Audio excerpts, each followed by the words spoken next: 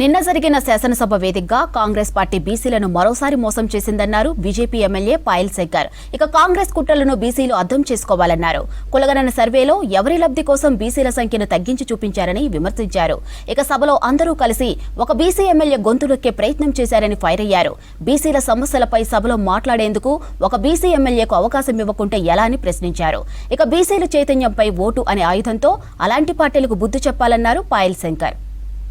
బీసీలందరి తరఫున ఈ రాష్ట్ర ముఖ్యమంత్రి గారిని అడగదలుచుకున్నా, మీరు ఉత్తరం రాయడానికి సమావేశం ఏర్పాటు చేయబడుతుందా? అసెంబ్లీ సమావేశం కావాలనా?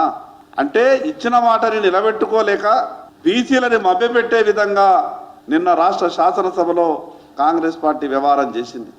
ఇంకొక పక్క ఘోరం, ఒక బీసీ ఎమ్మెల్యే ఈ రాష్ట్రంలో ఉన్నటువంటి బీసీ సమస్యలు చెప్పే ప్రయత్నం చేస్తే, ఈ రాష్ట్రంలో మీరు ఇచ్చినటువంటి మాట నిలబెట్టుకోమని మీ వాగ్దానాలు గుర్తు చేసే ప్రయత్నం చేస్తే మంత్రులు, ముఖ్యమంత్రి అందరూ కలిసి ఒక బీసీ ఎమ్మెల్యే గొంతు నొక్కే ప్రయత్నం చేస్తారు.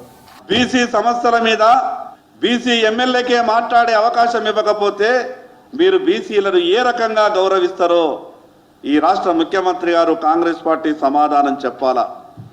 ఏమడిగినాం మేము నిన్న శాసనసభలో? 2014లో ఉన్నటువంటి మా జనాభా 2024లో ఎట్లా తగ్గుతుంది అని అడిగినాం. దానికి రాష్ట్ర ముఖ్యమంత్రి గారు సమాధానం చెప్పాలి. కానీ డొంక తిరుగుడు సమాధానం చెప్పే ప్రయత్నం చేసిండ్రు. బీసీల సంఖ్యనేమో తగ్గుతుందట, మిగతా వాళ్ళ సంఖ్యనేమో పెరుగుతుందట. ఇదెక్కడి విచిత్రమో మాకు అర్థం కాలేదు.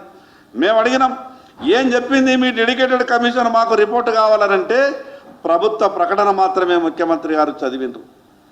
దీంట్లో ఏమున్నదని, అసలు మీరు ఏం చేసిండ్రు, ఉన్నటువంటి సంఖ్య ఎంత, ఏ రకంగా తగ్గిండ్రు, ఏ జిల్లాలో తగ్గిండ్రు, అసలు అసెంబ్లీలో ఏది కూడా సభ్యులకు సమాచారం ఇచ్చేటటువంటి ప్రయత్నం చేయలేదు.